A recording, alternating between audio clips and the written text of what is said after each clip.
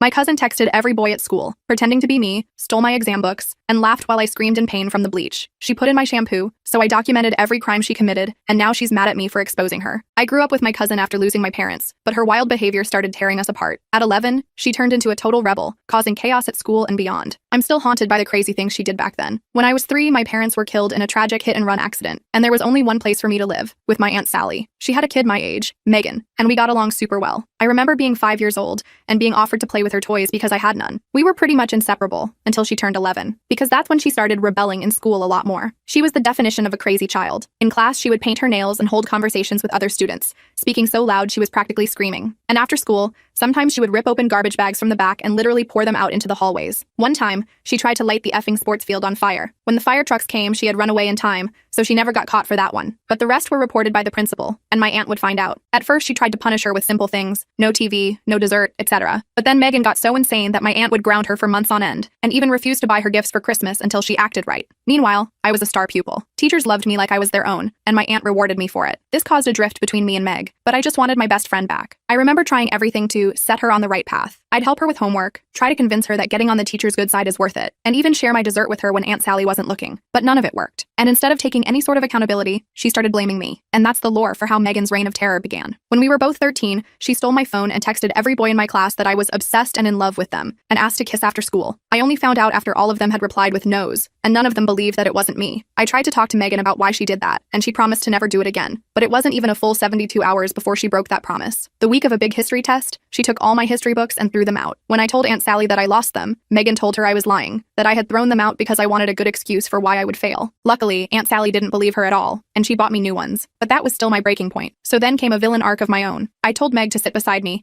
and she could cheat off of my test. As soon as she was done copying me, she handed it in. And that's when I erased my entire sheet. You see, I had purposely put in all the wrong answers. Lol. I didn't think it mattered that much because Megan would have failed anyway, but she didn't see it that way. At first, I tried to make it up to her. I'd tell the teachers to mark her grades easier because she was going through something. They actually listened. And when that didn't work, I literally started doing all of her homework for her. But she was hell-bent on hating me and continued her little antics. I could have stooped down to her, but I chose not to. And instead, I simply acted like she didn't exist. Surprisingly, this made life a heck of a lot easier for me. I started excelling in every subject and was on track to becoming valedictorian. But that's when Megan made a comeback of sorts. But not in a good way. It was the day before our graduation, and I was simply taking a shower. As I put on my shampoo, I started screaming for help. My hands felt like they were sizzling, and I could feel my scalp practically melting. Luckily, my aunt was home, and she managed to clothe me enough to get me to the hospital. The entire drive there, I was shaking and crying uncontrollably. I could feel my blood pumping in every part of my body. Luckily, the nurses managed to get most of it out of my hair in time, but I was still left with the diagnosis of first-degree burns. Turns out someone had put bleach into my shampoo, and Megan got what she wanted,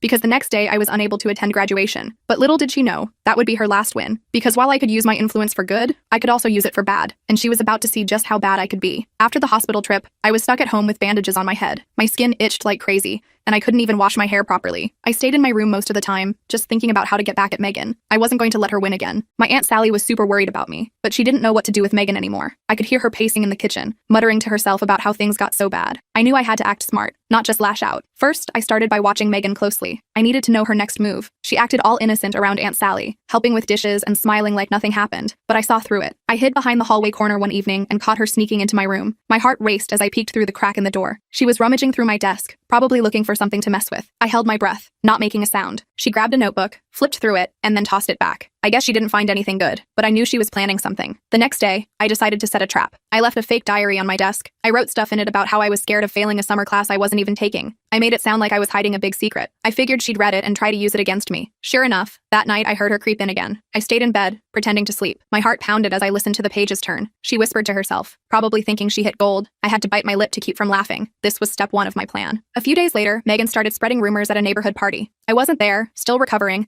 but my friend Jordan texted me about it. She told everyone I was failing school and crying about it. I smirked when I read the message. My trap worked. Now I had proof she was snooping. I saved Jordan's texts as evidence. I wasn't going to confront her yet, though. I wanted to build up more against her. Things got worse after that. One afternoon, I went to grab my favorite jacket from the closet. It was gone. I searched everywhere. Under my bed, in the laundry, everywhere. Then I saw Megan wearing it outside, laughing with some friends. My blood boiled. I wanted to storm out and yell, but I stopped myself. Instead, I took a picture from the window. More evidence. I was building a case to show Aunt Sally just how sneaky Megan was. The next challenge came when I started summer tutoring to catch up on missed school stuff. I had a small group at the library, and I was actually enjoying it. But one day, I opened my bag to find my notes all torn up. Pieces of paper were everywhere. My stomach dropped. I knew it was Megan. She must have gotten into my bag before I left. I had to spend hours rewriting everything. My hands shook with anger, but I kept quiet. I wasn't ready to show my cards yet. Then came a close call that almost broke me. I was in the kitchen making a sandwich one evening. Aunt Sally was out grocery shopping. I heard a noise behind me and turned just in time to see Megan holding a jar of hot sauce. She had this wicked grin on her face. I jumped back, my heart racing. I didn't know what she planned, but I wasn't waiting to find out. I grabbed my plate and bolted to my room, locking the door. I could hear her laughing outside. My hands were trembling, but I stayed put until Aunt Sally got home. I knew I had to fight back harder, so I started messing with her stuff too, but in a sneaky way. I hid her phone charger under my bed one night. She tore the house apart looking for it the next day. I acted clueless, even helping her search. Inside, I was grinning. It felt good to make her squirm for once, but I didn't stop there. I also moved her school bag to a different spot every morning. She'd panic, thinking she lost it. I'd find it for her, acting like a hero. It was my way of showing her I could play dirty too. The tension kept building. One night I woke up to a loud crash. My room was dark, and I fumbled for my phone. My heart pounded as I crept to the door. I heard footsteps in the hallway. I peeked out and saw Megan holding a hammer. My eyes widened. What was she doing? I watched her sneak into the living room. Then I heard another crash. I stayed hidden, too scared to move. The next morning, I saw the family picture frame smashed on the floor. Aunt Sally was furious, but Megan blamed it on a ghost. I knew it was her, but I had no proof this time. I decided to up my game. I borrowed a cheap camera from Jordan. I set it up in my room, hidden behind some books. I wanted to catch her in the act. For days, I checked the footage every night. Nothing at first. Then, one evening, I saw her on the screen. She was pouring something into my water bottle. My stomach churned. I zoomed in on the video. It looked like sugar, but I wasn't sure. I didn't drink from it, just poured it out. I saved the clip. Now I had solid proof. Things got even more dangerous after that. I was walking home from the library one day when I felt someone following me. I glanced back and saw Megan a few steps behind. She had this creepy smile. My heart raced. I sped up, taking a shortcut through a park. She kept pace. I ducked behind a tree, holding my breath. She passed by, looking around. I stayed still until she was gone. My legs shook as I ran the rest of the way home. I locked the door behind me, feeling like I had narrowly escaped something terrible. That was too close. I knew I couldn't keep dodging her forever. I had to end this. So I gathered all my evidence, the text from Jordan, the pictures, the video. I put it all on a USB drive. I waited for the right moment. One evening, Aunt Sally was in a bad mood after a long day at work dealing with difficult customers. I sat her down and showed her everything. My palms were sweating as I played the video. Her face went pale. She looked at the pictures and read the texts. I could see anger building in her eyes. That night, Aunt Sally called Megan into the living room. I stayed in my room listening through the wall. I heard raised voices, but I couldn't make out the words. My heart thumped. After a long time, Aunt Sally came to me. She looked tired and completely drained from the confrontation. She told me Megan admitted to some of it. Not everything, but enough. I felt a weight lift off my chest. Finally, someone believed me completely. The next day, Aunt Sally made a decision. She enrolled Megan in a strict after-school program. It was far from home, and she'd be there most evenings under proper supervision. I felt a rush of relief washing over me like a cool breeze on a hot summer day. No more sneaking around, no more traps or close calls. I could finally breathe without looking over my shoulder constantly. For the first time in months, I slept through the entire night without waking up in panic. I walked to my room, a small smile on my face. Justice was served. Megan wasn't gone for good, but I had won this round. I knew she'd be back eventually with new tricks up her sleeve, but for now, I had peace, and I was ready for whatever came next, stronger and wiser than before. With Megan at her program most evenings, the house felt quieter. I could finally relax a bit. I spent my days catching up on schoolwork and healing from the burns. My scalp still itched, but it was getting better. I even started hanging out with my friend Jordan more. We'd meet at the library to study together almost every afternoon. It felt good to have a normal life again, but deep down, I knew Megan wouldn't stay quiet forever. About a week later, I noticed little things going wrong. My homework papers kept disappearing from my desk. I'd leave them there at night, and by morning, they'd be gone. I searched everywhere. Under my bed, in my drawers, nothing. My stomach twisted with suspicion. Megan wasn't home much, but she still had time in the mornings. I started locking my door at night. It helped for a couple of days, but then I found my window slightly open one morning. My heart sank. I knew she must have climbed in somehow. I decided to test my theory. I left a fake assignment on my desk, just some scribbled notes. I locked my door and taped a tiny piece of paper in the window frame. If it moved, I'd know someone opened it. That night, I barely slept, listening for any noise. Morning came, and the tape was torn. My fake notes were gone. Anger bubbled inside me. Megan was still messing with me, even from a distance. I couldn't let her keep doing this. I hid my real schoolwork in a locked box under my bed. I also started leaving traps. I put a small bell on my window latch. If anyone touched it, I'd hear the jingle. 2 nights later, I woke up to a faint ring. My mouth went dry as I sat up in bed. I crept to the door and listened. Soft footsteps moved down the hall. I stayed still, not daring to confront her yet. I needed more proof to show Aunt Sally again. The next day, I found something worse. My lunch bag, which I'd packed for a library study session,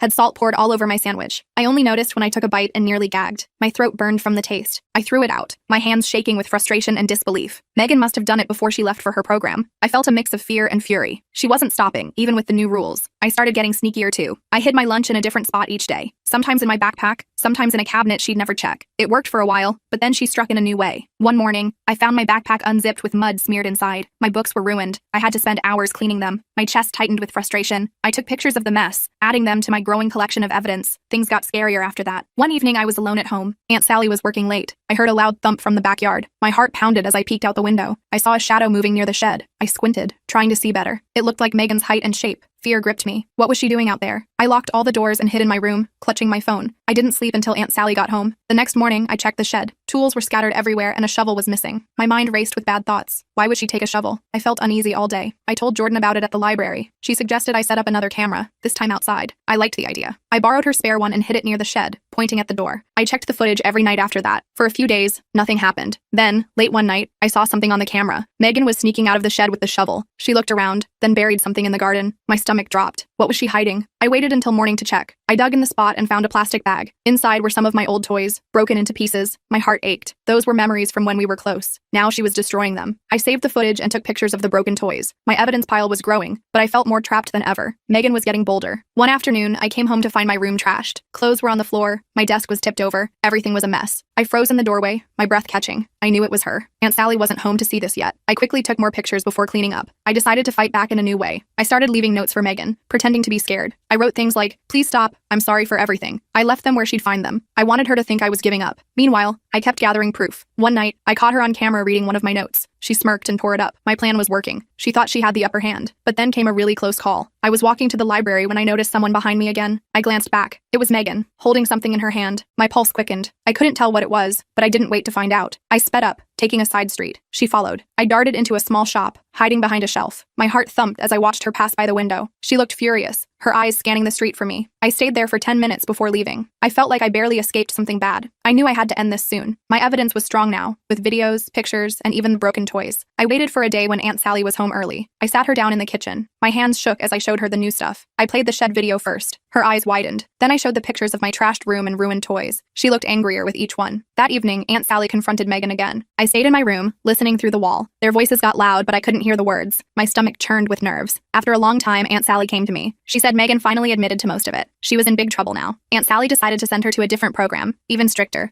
with no coming home on weekends. My chest felt lighter. Relief washed over me. The next day, Megan was gone before I woke up. Aunt Sally had driven her to the new place. The house felt safe for the first time in forever. I walked to my room, looking at the locked box with my schoolwork. I smiled a little. I had fought back and won again. Jordan came over later to celebrate with me. We laughed and studied together. I felt strong, like I could handle anything. But right before bed, I found a small note slipped under my door. My heart skipped a beat as I picked it up. It was from Megan, written in her messy handwriting. It just said, "This isn't over." A chill ran down my spine. I locked my door and checked the window. Even with her gone, I knew she'd find a way to come back. I clutched the note, feeling the fight wasn't done. But for now, I had triumphed. I had Aunt Sally on my side, proof of everything, and a quiet house. I was ready for her next move, no matter what it was. Justice was mine for today, and I'd keep fighting to protect it. The days after finding that note felt heavy with worry. I kept my guard up, checking every corner of the house. My room became my safe spot, but even there I felt uneasy. I started sleeping with a small baseball bat under my bed, just in case. Every little sound at night made me jump. I knew Megan wasn't home, but her words stuck with me. I had to stay ready for anything. One morning, I woke up to find my desk drawer slightly open. I froze. I always shut it tight before bed. My knees buckled soon as I looked inside. My favorite pen was missing, the one Aunt Sally gave me for good grades. I knew Megan must have found a way to sneak in, maybe during a short visit. I searched the house but found nothing. I felt so frustrated. I decided to hide my special things in a new spot, inside a locked box in my closet. That afternoon, I noticed something else weird. My school bag had a strange rip on the side. I hadn't carried anything sharp. My stomach twisted as I checked inside. Some of my papers were crumpled, like someone had grabbed them hard. I took a quick picture with my phone. More proof, I thought. I started keeping my bag in my room at all times, even when I was just in the kitchen. I wasn't taking any chances. A few nights later, I heard a soft thud outside my window. My chest tightened. I crept over and peeked through the curtain. It was dark, but I saw a shape moving near the bushes. I couldn't tell if it was Megan or someone else. Fear made my legs weak. I stayed still, watching until the shape disappeared. I didn't sleep much after that. The next morning, I checked the yard and found small marks in the dirt, like someone had stood there. I snapped another picture, adding it to my growing pile of clues. Things got trickier soon after. I was getting ready for a study session with Jordan when I found my water bottle lid loose. I hadn't touched it since filling it up. My throat felt dry as I sniffed the water. It smelled odd, kind of sour. I poured it out fast and rinsed the bottle. My hands trembled. I knew Megan had to be behind this somehow. I started sealing my drinks with tape before leaving my room. It felt silly, but I needed to feel safe. The next close call came on a quiet evening. Aunt Sally was out with a friend, and I was alone. I heard a faint scratch at the back door. My heart pounded. I tiptoed to the kitchen and listened. Another scratch. I grabbed my phone and hid behind the counter. I didn't dare look. After a few minutes, it stopped. I stayed there, frozen, until Aunt Sally got home. I told her about the noise and she checked outside. Nothing was there, but I felt shaken. I knew I had to keep building my evidence. I set up my camera again, this time near the back door. I hid it behind a plant pot, pointing at the entrance. I checked the footage every day. For a while, it showed nothing unusual. Then, one night, I saw her. Megan was on the screen, sneaking near the door. My stomach dropped. She looked around, then tried the handle. It was locked, so she left. I saved the clip. My proof was getting stronger, but I felt more scared than ever. The danger kept growing. One day, I came home to find my bedroom window cracked open. I knew I had shut it before leaving. My pulse raced as I looked inside. Nothing seemed missing, but my blanket was on the floor. I felt a chill. I took a picture and shut the window tight. I started piling heavy books on the sill so it couldn't open easily. I hated feeling like a prisoner in my own space, but I had no choice. Then came a big twist. I was checking my camera one morning when I saw something new on the footage. Megan wasn't alone this time. There was a girl with her, someone I recognized from school named Casey. My heart sank. Casey had never liked me much, and now she was helping Megan. They whispered near the back door, then split up. Casey went toward my window while Megan stayed by the door.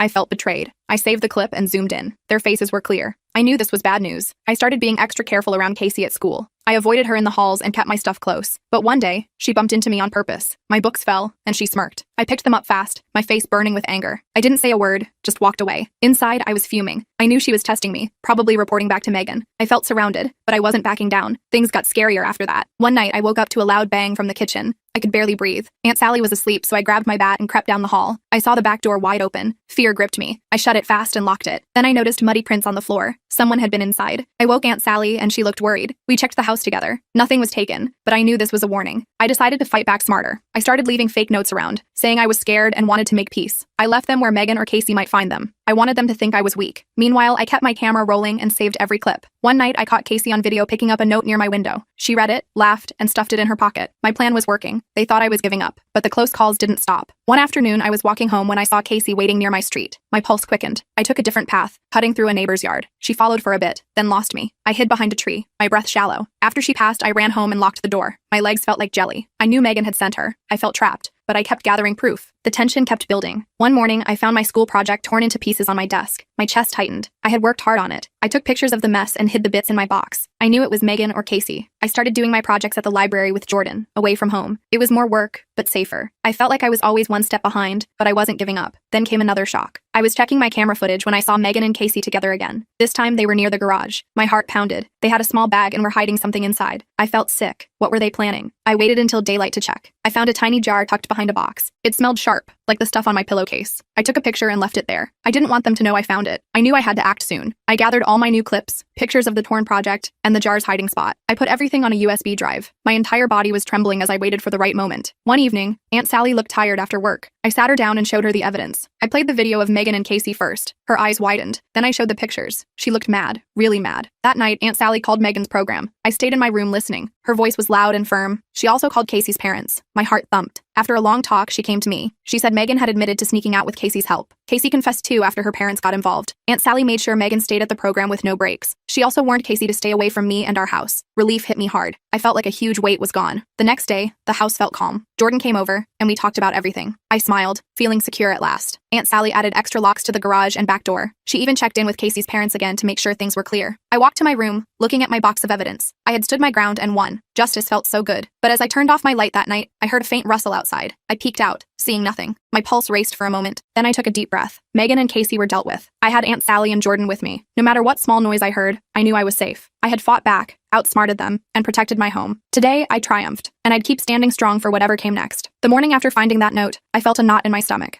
I stuffed the paper into my locked box with my other proof. I checked my room for anything out of place. My desk looked fine, but I couldn't shake the feeling of being watched. I decided to keep my guard up. Every sound in the house made me flinch. I knew Megan wasn't around, but her threat lingered in my mind. That day, I went to the library with Jordan to study. I kept my backpack close, not letting it out of sight. When I got home, I noticed my bedroom door was ajar. I froze. I had closed it before leaving. I could feel my heartbeat in my temples as I peeked inside. Nothing seemed missing, but my pillow was turned sideways. I took a quick picture for evidence. I felt uneasy, like someone had been there. I started locking my door even when I was just downstairs. A couple of days later, I found something worse. My favorite notebook, where I wrote personal stuff, had pages torn out. My chest tightened. I looked everywhere for the missing pieces, but they were gone. I knew it had to be Megan, somehow sneaking in during a quick visit. I snapped a photo of the damaged book. Anger bubbled inside me, but I stayed calm. I hid the notebook in a new spot, under my mattress. That night, I heard a faint noise outside. My heart pounded as I crept to the window. I peeked through the curtain and saw a shadow near the backyard tree. I couldn't tell who it was. I tried my best to stay still, watching until the shape moved away. I didn't sleep well after that. The next morning, I checked outside and found small scuff marks in the dirt. I took another picture, adding it to my collection. Things got trickier soon after. I was packing my lunch for a study day when I noticed my sandwich looked odd. The bread was soggy, like it had been messed with. My stomach churned. I sniffed it and smelled something sour. I threw it out fast and made a new one. I felt nauseous. I started hiding my food in a different spot every day. I felt like I couldn't trust anything in the kitchen anymore. The next close call came on a quiet afternoon. Aunt Sally was at work, and I was alone. I heard a soft tap at the front door. My heart jumped. I tiptoed to the hallway and listened. Another tap. I didn't dare open it. I hid behind the couch, clutching my phone. After a few minutes, the sound stopped. I stayed there until Aunt Sally got home. I told her about it, and she checked outside. Nothing was there, but I felt rattled. I knew I needed more proof. I set up my small camera again, this time near the front door. I hid it behind a potted plant, pointing at the porch. I checked the footage every day. For a while, it showed nothing strange. Then, one evening, I saw her. Megan was on the screen, standing near the door. My breath caught. She looked around, then left something small on the step. I waited until morning to check. It was a folded paper with a mean drawing of me. I saved the clip and kept the paper as evidence. The danger didn't stop there. One day, I came home to find my room smelling funny. It was a sharp chemical scent. My eyes stung as I opened the window. I looked around and saw my blanket had a damp spot. My blood went cold. I sniffed it from a distance and it reminded me of cleaner. I threw it in the wash and used a spare. I took a picture of the spot. I felt scared, knowing Megan must have done this somehow. I started being extra careful. I hid my important stuff in new places daily. My school papers went into a locked box in my closet. My blanket stayed in a different spot each night. It was tiring, but I felt a bit safer. Still, every creak in the house made me nervous. I needed to catch her doing something big. I kept my camera rolling and saved every little thing I found. Then came a twist I didn't expect. I was checking my camera footage one night when I saw Megan with someone else. It was a girl from her program named Lila. My stomach dropped. Lila had a sneaky grin as they whispered near the porch. They left another note under the mat. I felt betrayed, knowing Megan had help now. I saved the clip and got the note in the morning. It said, "Watch your back." My hands shook as I added it to my box. I started watching out for Lila too. I avoided places where Megan's friends might hang out. But one afternoon, I saw Lila near the library. My pulse quickened. She stared at me with a smirk, then walked away. I felt uneasy, like she was spying for Megan. I kept my head down and stayed close to Jordan. Inside, I was boiling with frustration. I knew I had to outsmart them both. Things got scarier after that. One night, I woke up to a loud thud from the kitchen. My heart pounded. Aunt Sally was asleep, so I grabbed a flashlight and crept down the hall. I saw the back door slightly open. Fear hit me hard. I shut it fast and locked it. Then I noticed muddy marks on the floor. I did breathing exercises to stop myself having a full-on anxiety attack. Someone had been inside. I woke Aunt Sally and we checked the house. Nothing was gone, but I knew this was a message. I decided to fight back in a sneaky way. I started leaving fake notes around, saying I was tired of fighting. I left them where Megan or Lila might see them. I wanted them to think I was done. Meanwhile, I kept my camera on and saved every clip. One night, I caught Lila on video picking up a note near the back door. She read it, smiled, and tucked it away. My plan was working. They thought they had me beat, but the close calls kept coming. One day,